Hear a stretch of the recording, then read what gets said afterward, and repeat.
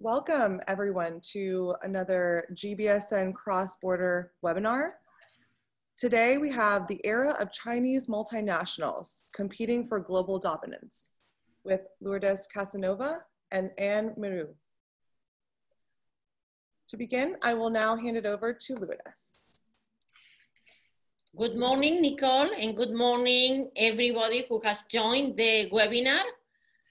Both Anne Miru and myself, Lourdes Casanova, are in the Emerging Markets Institute at Cornell University.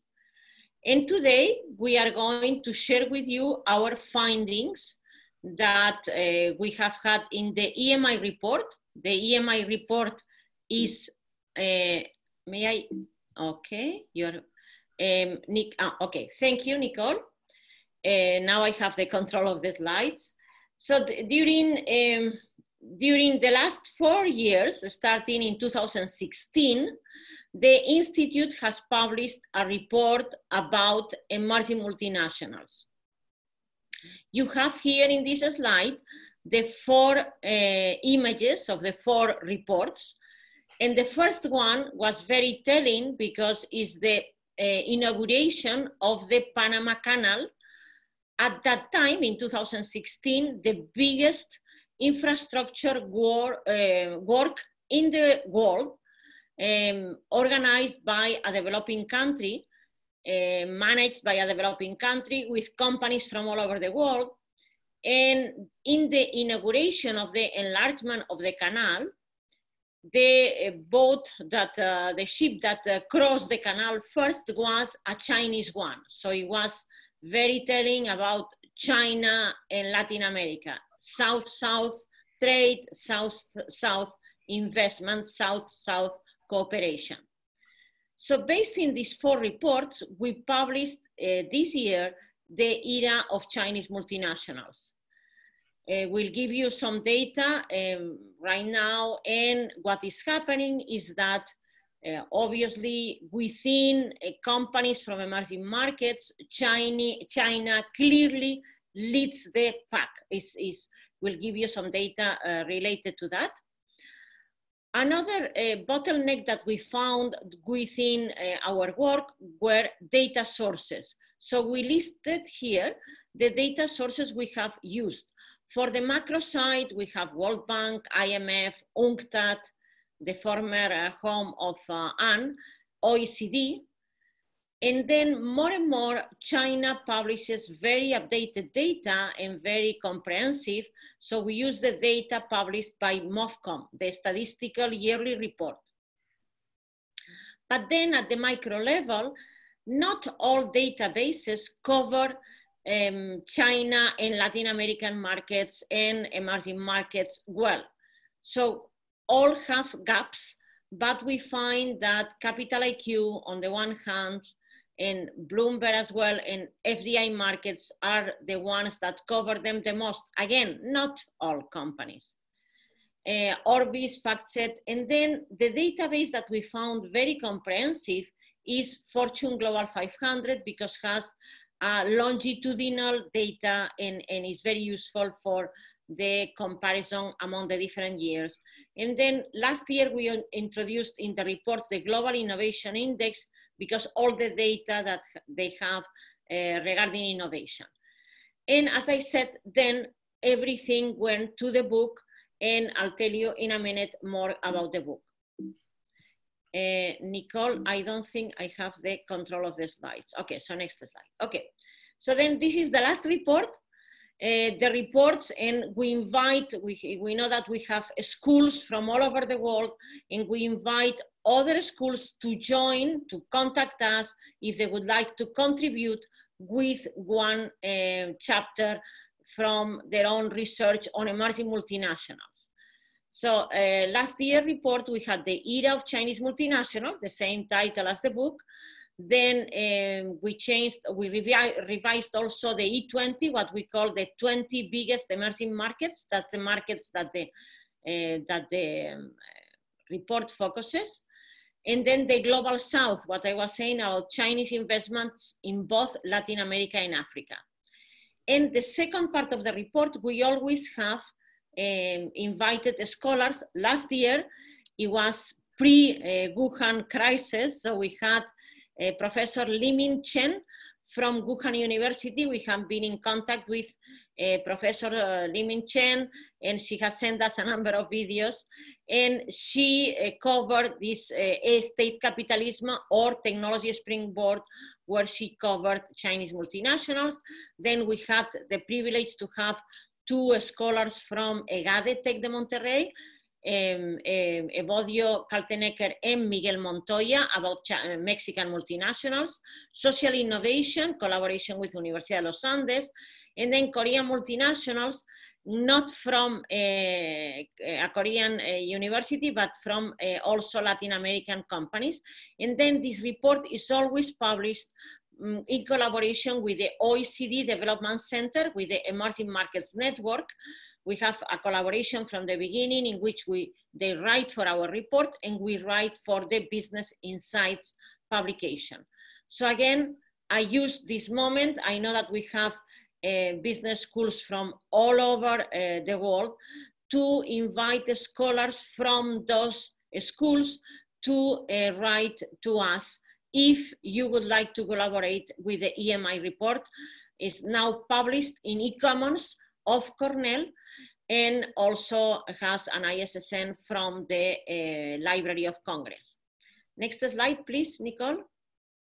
So today, Anne and I will cover the themes that we study in the book, that many of them come from the 4-year study of that we have done for the report. So the first one is that the global rise of Chinese firms has been rapid and dramatic, and I'll show you data. Nicole, please, next one. So the first slide reminds all of us that the rise of Chinese multinationals has gone hand in hand with the growth of the Chinese economy. So most companies all over the world grow with the growth of their own domestic market, that is where they are born. That's the first thing to remember. And again, another data point I wanted to mention, sorry, is the fact that, yes, there is a lot of discussion that the economic growth of China will slow down. And definitely this year, for obvious reasons, for the pandemics, not clear, but the original forecast was 5.9, 6%, and more recent forecast moved between 3% and 5%, which is still excellent if we compare the growth forecast for Europe and from Spain, so Spain and Europe in general, or US, where I teach at Cornell University. So still good, but definitely much less. However, if we look at the value of 6% growth last year, or 10% growth, for instance, in 2010, 10 years ago, still today's growth, as in a nominal basis, is higher than 10% growth of a smaller economy. For instance, last year, that the economy of China was 13 trillion, 6% growth, represented adding US dollars 780 billion. In 2010, an increase of 10% of an economy of 6 trillion was 600 billion. So everything in perspective, China's growth is still astonishing. And another data point of comparison is to look at US growth in 2004. So last year, China's GDP nominal was the same as 2004 of the US. And that year was a great year for US economy, and the economy grew 3.8. In comparison, last year, China grew 6%. So then I said economic growth. Another one is the scale of the Chinese economy. So the number of consumers is tremendous. And the last one is the capacity for absorbing knowledge. And then one more macro point that I wanted to mention is that China has supported the OFDI in a very active way.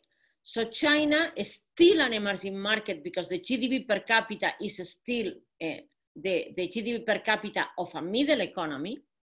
So China was number 2 last year data with data of end of 2018 was number 2 as OFDI, a tremendous achievement.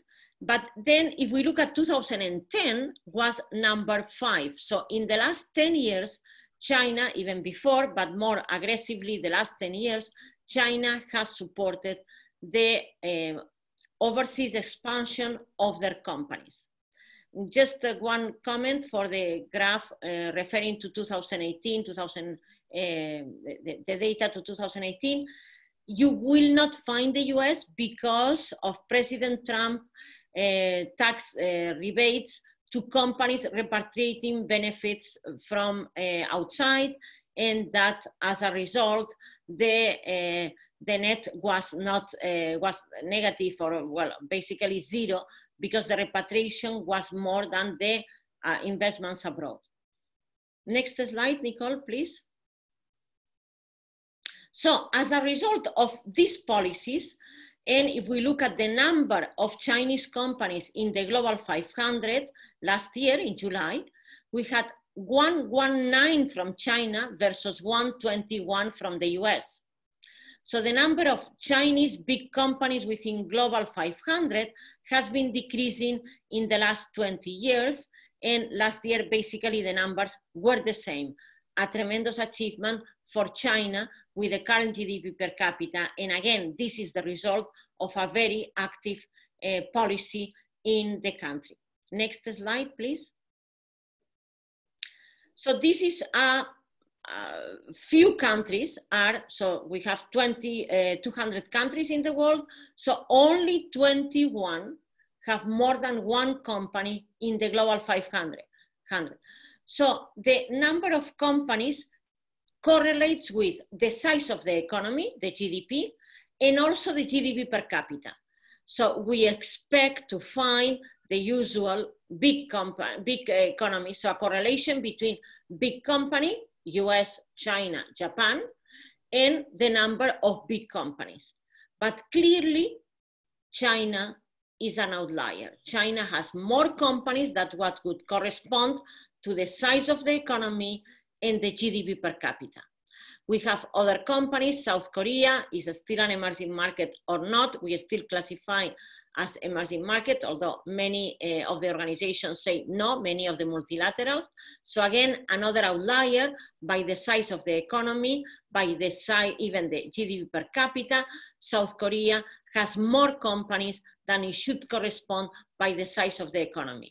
Another country that supports outward foreign direct investment very actively. And then we have other companies, other emerging markets that are where they should be by the size of the economy. Brazil with 8, India with 7. India should be a little bit higher. Russia, that we still put it as an emerging market, with 4, and Mexico, and then Saudi Arabia again. And then other countries, Indonesia, Malaysia, Thailand, Turkey, and Poland with 1. So we put in, so the convention is E20, so the emerging markets in red, and the G7 countries in blue. Next slide, please, Nicole. So another data point that I wanted to highlight is also the fact that in different industries, banks, engineering and construction, mining, insurance, Chinese companies are among the 5 biggest in the world. Again, this is by revenues and with Global 500, Fortune Global 500 data. So in banks, you can see that 4 out of the 5 biggest banks are Chinese.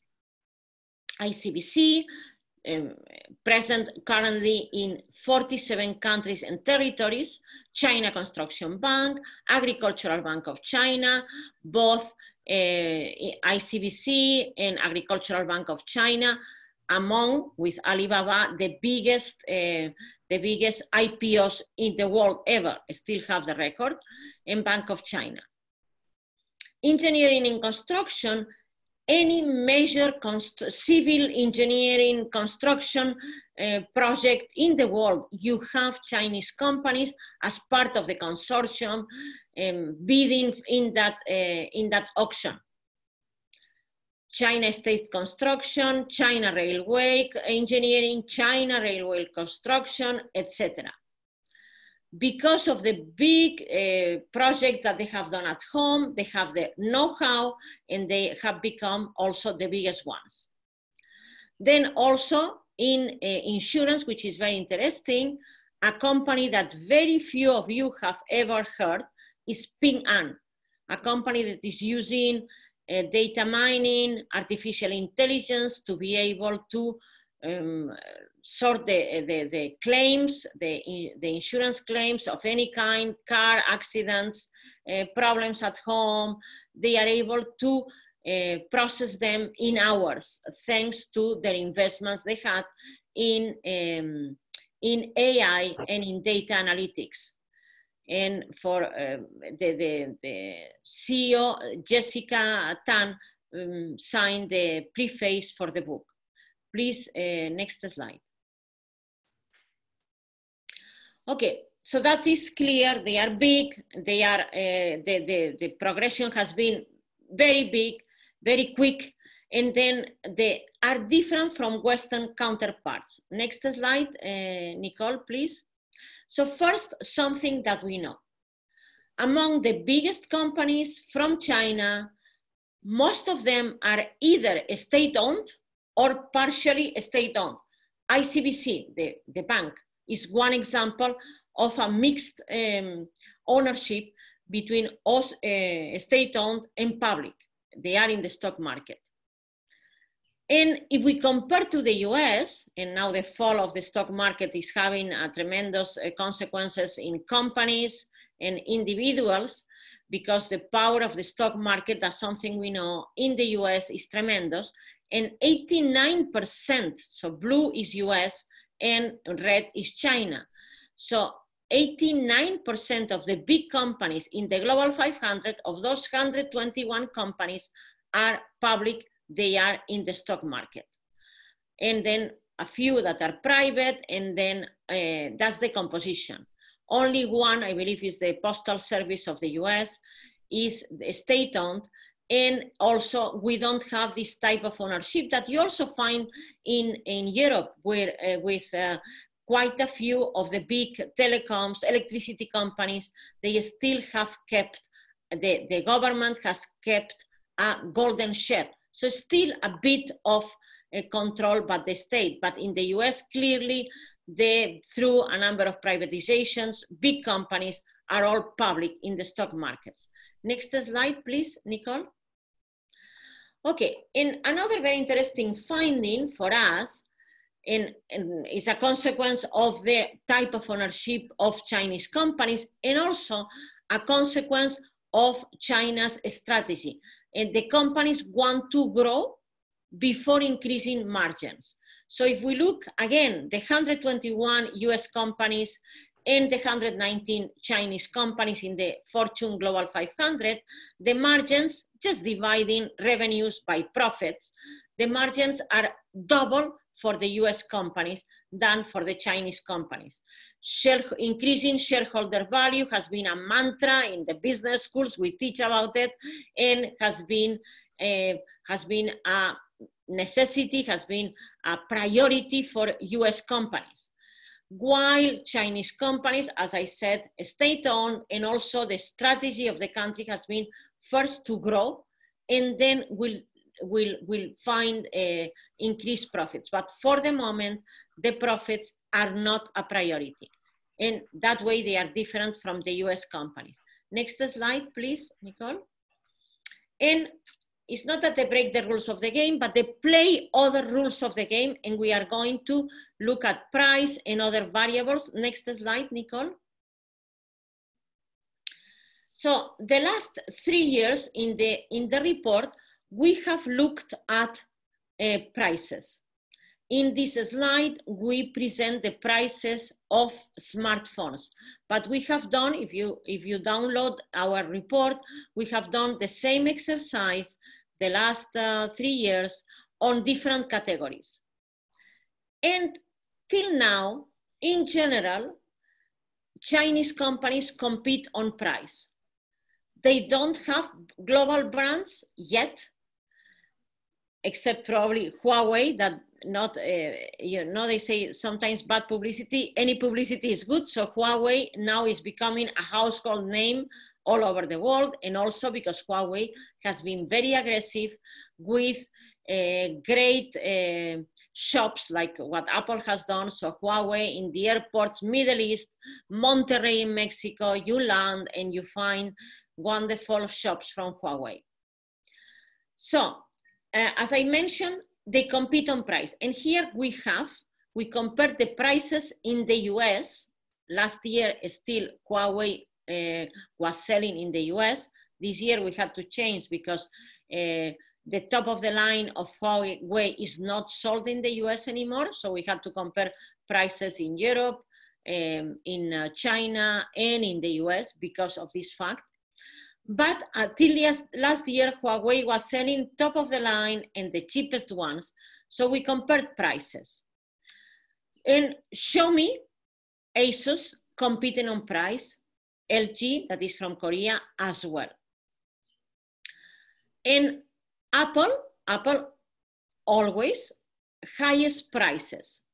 But we see this tendency changing, and we see both Huawei and the Korean Samsung with top of the line phones. Right now they have launched folding phones that are very expensive. So now Samsung, Huawei are household names, and they can also go for the top of the line. But first they compete on price, and it's still the case for phones like Xiaomi or Asus.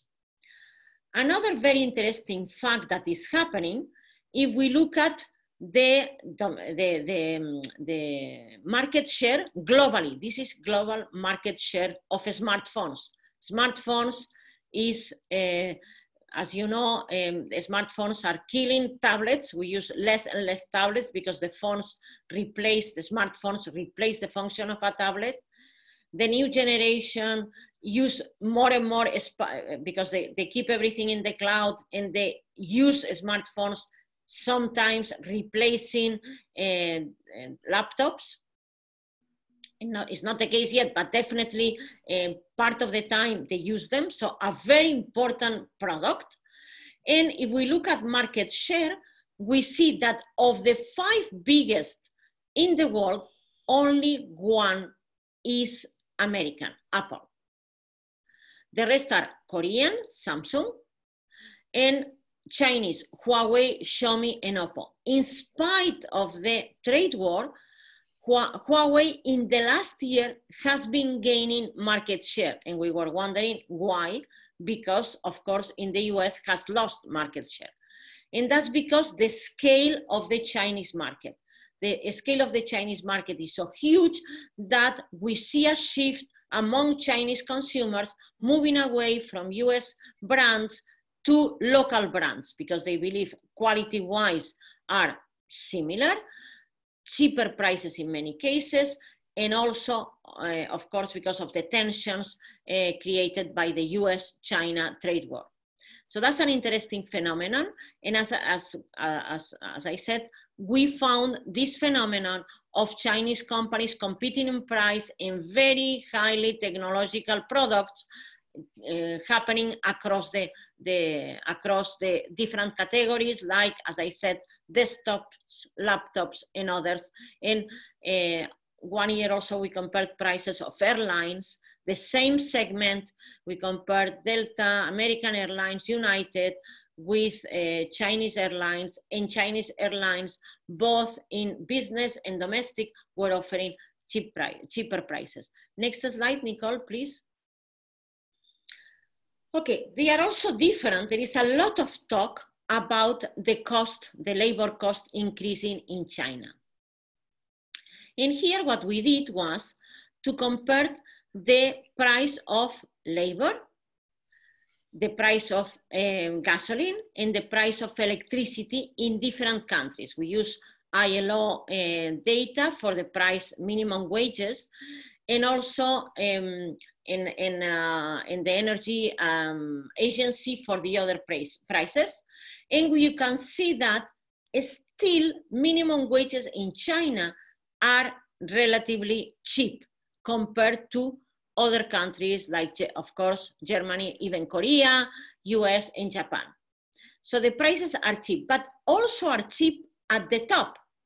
So if you look at the median salary of a CEO of American 5 largest listed firms, the average salary is 13 million.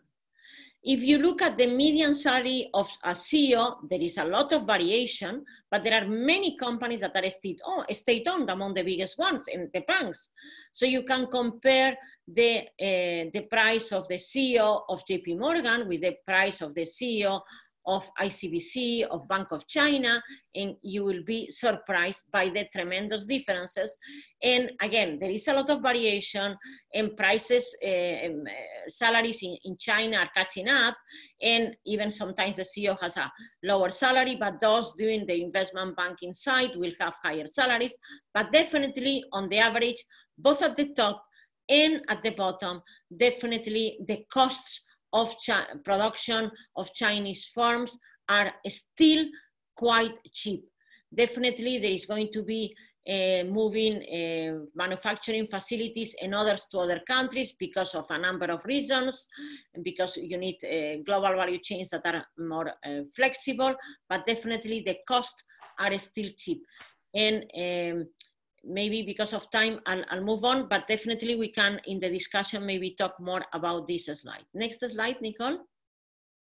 Yeah, and then another thing that is happening, and you can talk about the quality of the patents, you can talk about the quality of other indicators, but China is investing a lot in R&D, and look at the expenditures, and also the number of researchers, and as I said, patents, and also scientific and technological publications that are definitely, China is becoming a leader also in innovation.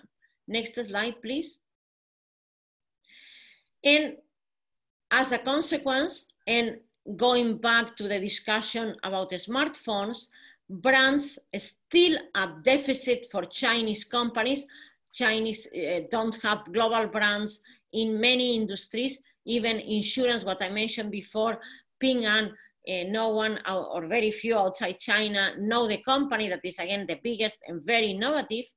But then we see other brands, Tencent, WeChat, not that well known, but still you enter WeChat and many of your friends will be in WeChat. You enter, definitely you buy a Huawei, and globally Huawei, Europe, Middle East, again, Latin America is recognized as a good brand. So we see, if we look at brand Z or brand directory, we see still a tremendous deficit. If we compare with the number of big companies, still global brands definitely are European and American. The recognition is much, much more than the Chinese firms, but Chinese firms are growing in terms, in those rankings. Next slide, please. Okay, and I'll pass now to Anne, who is joining us from Switzerland. Anne, please. Yes, good. I should say, I suppose, good morning, everybody in the US. So I am based in Geneva. I'm very happy to be able to present you some of the conclusions or constatations that we got out of our analysis. So yes, indeed, I think it's very important. The last point that Lourdes mentioned is the fact that Chinese companies have become formidable competitors because eventually they mixed up the price advantage in a way with the increasing innovative product and brand recognition. And with these three parameters, basically, because of that, they are really becoming competitors and a threat, which is much more vital than it used to be, let's say, 10 years ago. And it's definitely, I suppose, an area for further research. So I will continue with basically the outward expansion of Chinese firms, both through greenfield project and merger and acquisition. So I'm trying to move, but yes, here it is. So basically in the report, we have analyzed, we have used data from FDI markets, very good source of data because it gives information about the announced project that a company have made public. You may have a lot of discussion about, you know, the quality of the data. We think they are very representative of what's going on. And by the way, we are pretty sure that we are going to see for the first half of 2020 a big drop, actually. The same way is taking place in merger and acquisition. And as you can see here, it's very, basically, it's very telling. It converges with what Lourdes has showed, which is basically China, again, over the year, increasing its outward expansion. And you can see that among the other emerging markets or so-called emerging markets, I would say South Korea is also a very good contender, but beyond that, there is not that much. So the position of China in the group of emerging economy is very, very special. We also considered, and I will try to go through to the next slide. Yes. Oh. Moving very, very fast. Okay, so I will have to go down on the left. I'm sorry for that. Here it is. Okay, this is the slide that I wanted to show you. It's basically Chinese companies, especially after the global financial crisis, have used the merger and acquisition as a way of entering foreign markets. And actually, if we look at the data, there is a real turning point in the aftermath of the crisis. And it will be very interesting to see whether the present case crisis that we are going through, how is the whole landscape of foreign direct investment going to evolve? So we look at that, and one of the things that we wanted to flag is actually one of the reasons which, I mean, perhaps the main target for outward merger and acquisition for Chinese company is de facto Europe. For a number of reasons, one of them being, of course, that a lot of European companies were weakened by the global financial crisis, but also because they have companies to sell. And in the sectors which are particularly targeted are definitely technology-oriented sector and the consumer market sector. And in technology, for instance, the situation in Germany, but also in Switzerland, where I am living, is very, very interesting because the acquisitions are not necessarily very big companies, but niche, basically niche industry, niche sectors. And as you can see, the graph is very telling because the brown red is after the crisis and the pale red is before the crisis. And you see the situation of Europe, which is definitely above all others. Next, I'm trying to go. Okay, and we consider also, and I will go through that a little bit quickly in a way, but what we wanted to show is that it used to be the case that you know, Western or traditional multinational company from the US or Europe, the main objective, the main motivation was efficiency seeking, in addition, of course, to natural resources seeking. But in the case of a Chinese company, the prime motivation initially was natural resource seeking and not so much market, because largely the market is there in Asia and especially in China.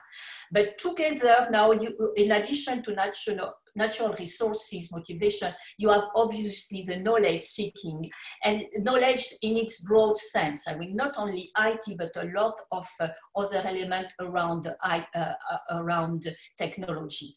So it's a characteristic, if we could say, of the expansion of Chinese multinational corporation, which is not necessarily, it used to be the case that you would go abroad and expand in foreign markets once you have accumulated a number of competencies which provide you the necessary background to be a good competitor abroad. Chinese company, not necessarily. Sometimes they go abroad, they try, it works, yes, it does not work too bad, we'll go somewhere else. So there is a lot of learning by doing, and at the same time, the size of the magnitude of the investment is such that definitely it's kind of biasing, if you want, the whole landscape that we know. I will now go into when we began working on emerging market multinationals, we had in mind to consider, I would say, all regions of the world. But we were struck by the fact that China in itself is an animal. It's very special. And even some people could say, is it really nowadays an emerging economy? It's a big question mark. Anyway, we have in our studies in the report, but also in the book that Lourdes mentioned a moment ago, we zoomed on 4 Chinese companies, which are particularly illustrative of the situation. I will zoom on 2 of them, actually, State Grid and Hainan Airlines. But ICBC, biggest bank in the world, Lourdes mentioned it, and Tencent also, which is the 3rd company in this slide, is companies that now increasingly number of people begin to know all over the world. It's an interesting company because it's an innovative tech giant. It's really one of the #1 in the video game, but not only, it also has expanded in other areas. And what is also very interesting or kind of funny to see is that, for instance, in the video game, a number of the most famous games in the world are actually owned by Tencent, but the players do not necessarily know it.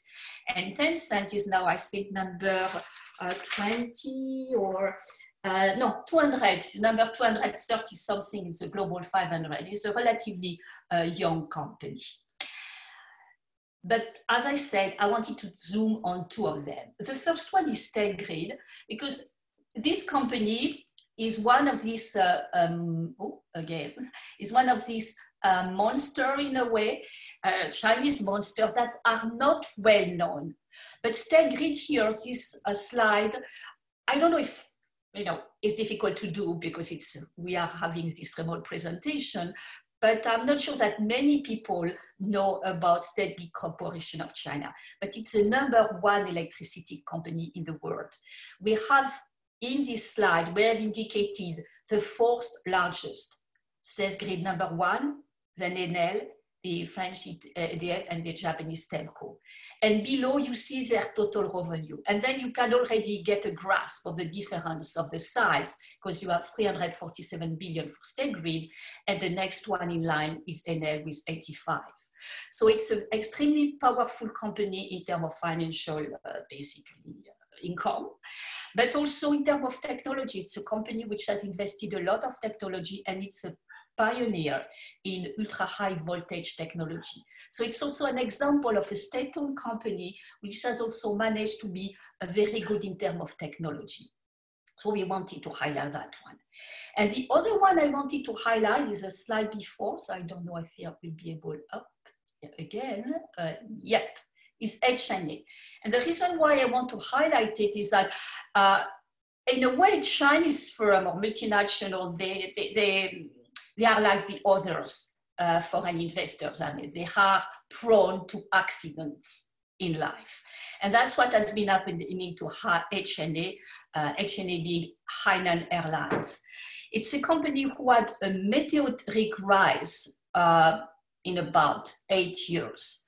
It entered the Fortune Global 500 in 2014 or 2015, at the bottom, number 400 something, but it had done very well between in the early years of the 2000s. But it's a company which basically, for some reason, went in a buying spree, which makes sense in terms of diversification, but perhaps went a little too far. And the buying spree was highly leveraged. And that company was squeezed when in China, the government began to be very suspicious of Chinese investors abroad. There was this fear of capital flight.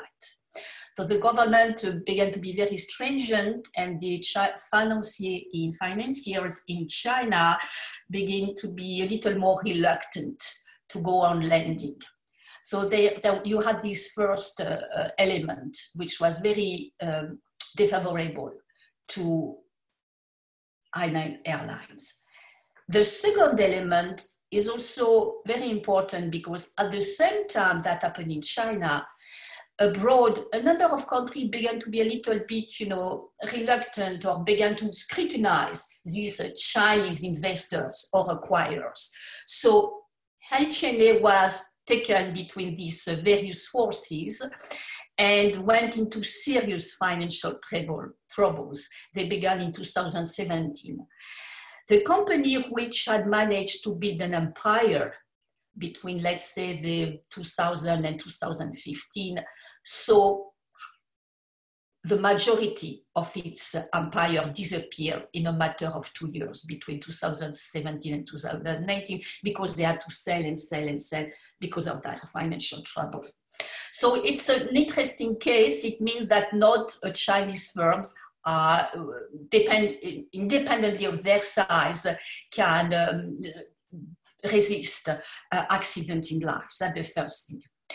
Now, I would like to add a word before concluding on basically, because when we were doing this presentation, in February, the global landscape was completely different. So at the time, we could really think about what should we do and what can we do. And there is a lot to learn, actually, from the Chinese multinational. So I will first quickly go through that. There is basically 4 conclusions. The first one is that Chinese firms, at least those we have worked on, have a longer perspective than perhaps Western firms, for a number of reasons, one of them being the mode of financing and less reliance on stock markets. The second conclusion is that competitions continues to be very important, but it's mixing up with branding and innovation so that they become very, very serious competitors. And the last conclusion is that it's an opportunity also to learn, because to some extent it may be another mindset in business, which is also always very interesting in our view to continue exploring. So that is the key message as they stand in February 2020. Now, 2 months later, we are in the midst of a major crisis. And of course, the big question is that what will be the impact on the Chinese economy, and what will be the impact of the Chinese firms? I mean, I won't be presumptuous because I don't have the answer, and I'm not sure anybody has the answer. Lourdes mentioned a decline in the GDP ratio. Yes, many people say that China may not go beyond 4% in annual GDP growth, which is quite a fall compared to 5 or 6, 7 years ago, but most likely might be better than many other economies in the world. So we always have to keep in mind that everything is relative. And the other point is that what will be the impact of the Chinese company? Because on the one hand, there is all the exports, the export side, which is basically tumbling for the right now. And we have learned very recently that about 500,000 firms have closed in China during the first quarter of 2020. So you have the normal closure, but this is really beyond the normal situation. So you have this first one, the exports, which is going to affect definitely a number of companies. So you have impact on the global value chain, but at the same time, you still have a very strong domestic market. So what is going to balance more? What is going to be to offset? Is the Chinese domestic economy being in such a state that the domestic market will this time offset what is happening abroad? As of now, we don't really know. So it's a very interesting question. And the other question I think which is worth exploring is, of course, the impact by sector. For instance, it's very interesting to see that even a company from Tencent, which is a lot focusing on video game, on the one side is gaining in terms of its part of the business, which is related to video game and all that kind of activity on your computer.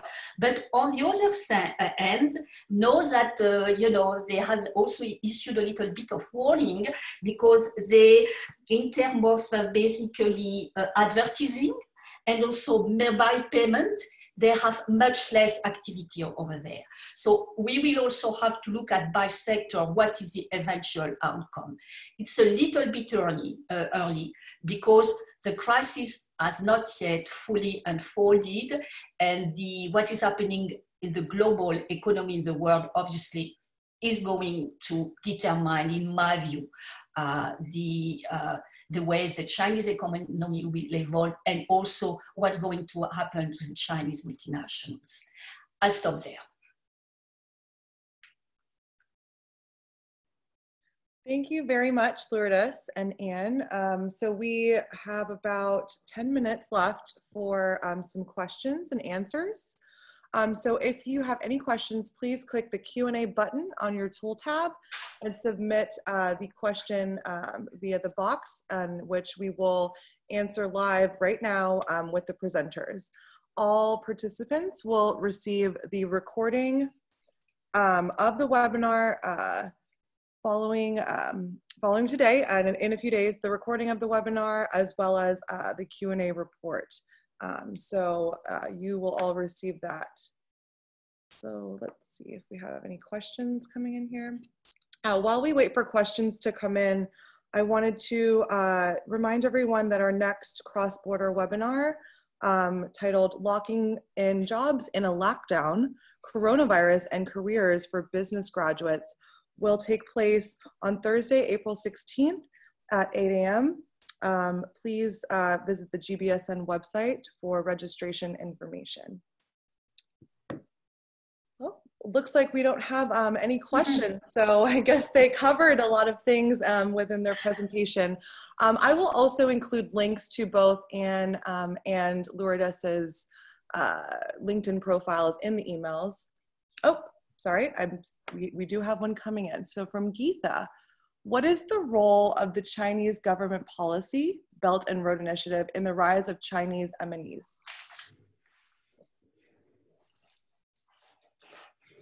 Oh, Lourdes, I think you're on. Yeah, I know. I'll start covering that, and maybe Anne wants to add something else.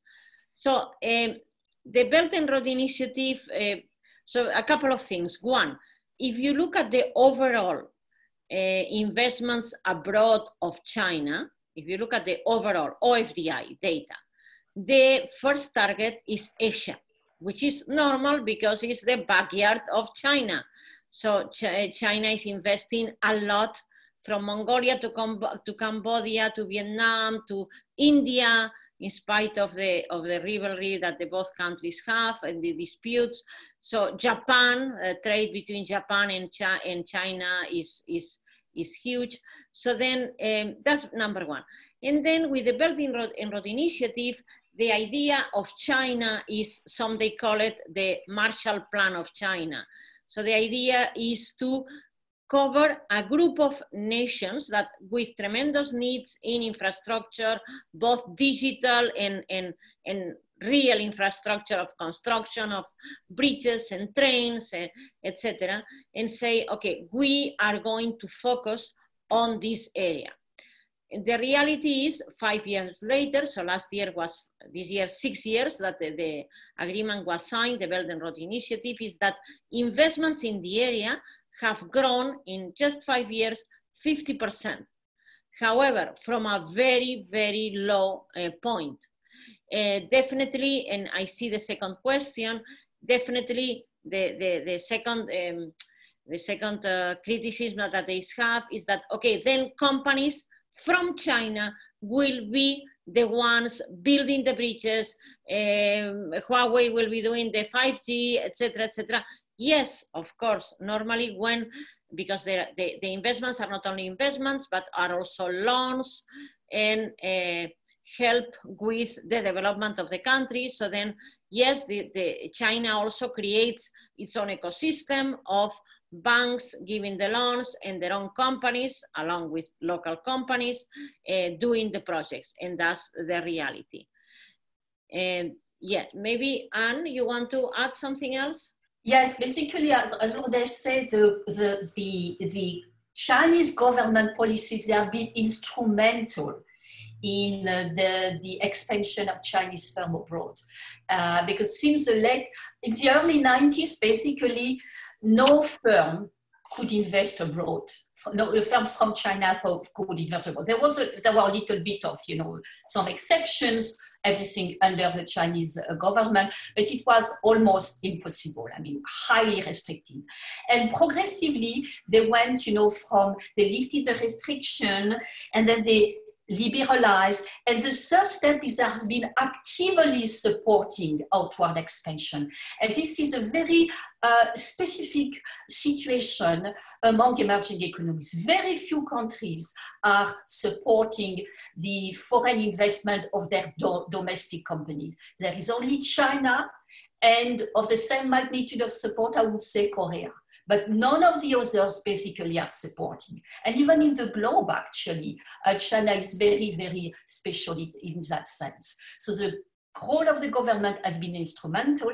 And interestingly, when the government began to squeeze a little or to be a little more wary of what's being done, immediately you see an impact on the outward investment of Chinese firms. That being said, it has continued very, very to increase substantially. But definitely, the government has a say in limiting or encouraging access to finance, and in basically setting up very, very clear regulations that all companies, private or state-owned, have to follow. Okay, I see more questions. So one regarding profits, profit margins. So the question is, are Chinese companies in lower margin industries? So let me answer this one, it's very easy. So a couple of things. One, we did the comparison in different industries and then look at that. So look at again, with Global 500 data, with Fortune Global 500 data. And then what we found, not last year, but the previous years, is that, for instance, Chinese banks had bigger margins than US banks, which was interesting. Not last year, because of the performance of the stock market that was so strong, the profits of US banks went up. So then, yes, we see this across the board in all industries, except for the banking industry, where the Chinese banks are very profitable, at par, if not more, than the US banks. So no, this is responding more to a policy of these companies and policy of the country to go long term. Another question refers to how confident we are on the data. Some of the data, as I told you, comes from Fortune Global 500. So this is data disclosed by the US companies. The ones that are only state-owned, of course, you have to rely on what the company says. The ones that are public do have to follow the disclosure agreements regarding salaries and regarding margins and profits and everything. You have to agree with that.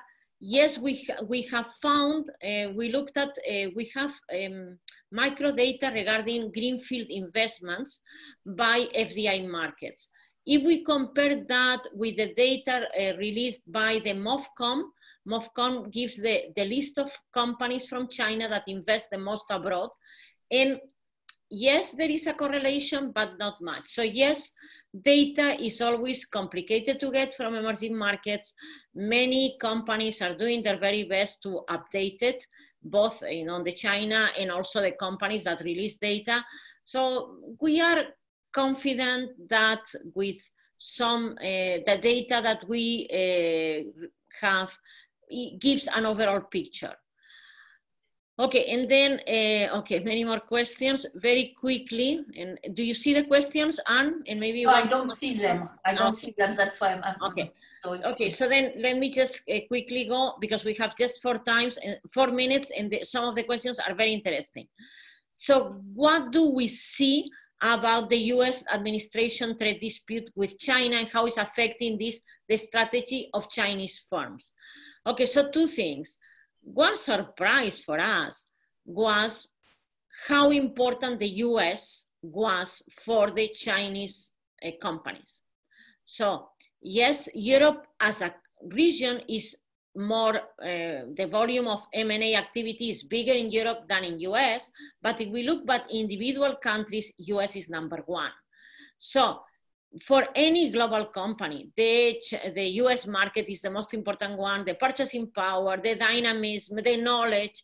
So yes, Chinese companies are facing a lot of scrutiny and CFIUS, the regulatory body of, and they feel also the same scrutiny in Europe, not only in US, but also in Europe. And yes, in the US is big, this, and yes, we see that the M&A activity in US is going down, but Chinese companies, my opinion, will find other ways, and US will continue to be very attractive for them. Sectoral priorities. Yes, we see also, we have in 2017 and 2018 reports, we looked at the phases of Chinese expansion abroad, and as Anne said, follows the government regulations. So the government says go out, companies go out. The government says please stop investments in real estate, because that was a way to sometimes believe to, so it was not clear if it was corruption or what was it. So then they stopped the investments in real estate and went, as Anne said, in technology and others. Okay, let me just see. We have 2 minutes, Nicole, and I know that the webinar will be in 2 minutes. Yes. So, so then a couple of things. Yeah, okay, talent for Chinese companies. China, the Chigite, I'll answer separately if you want. Dan, thank you for your question about talent. China had a very aggressive program to attract talent from outside for the Chinese diaspora, organizes days of where they get all the Chinese diaspora in Beijing, where the government explains their plans and the companies come and say about that. And definitely that has been extremely beneficial for Chinese companies that attracting the global talent. So there was a little bit of cultural heritage, and at the same time, a very detailed knowledge of the company. Working hours, lower wages, no strikes, definitely that's their lower wages. Do you still see Chinese companies are late movers? What we see, as we shown in this, a very aggressive last 10 years, and I would say last maybe 5, 6 years. 5 years, yeah. Yeah, exactly. What I said 5 years. Okay, that's Africa and Middle East. When we compare data, strangely enough, we found similar figures for Latin America and African investments. So China is diversifying their investments abroad to balance investments in different regions, which is very interesting.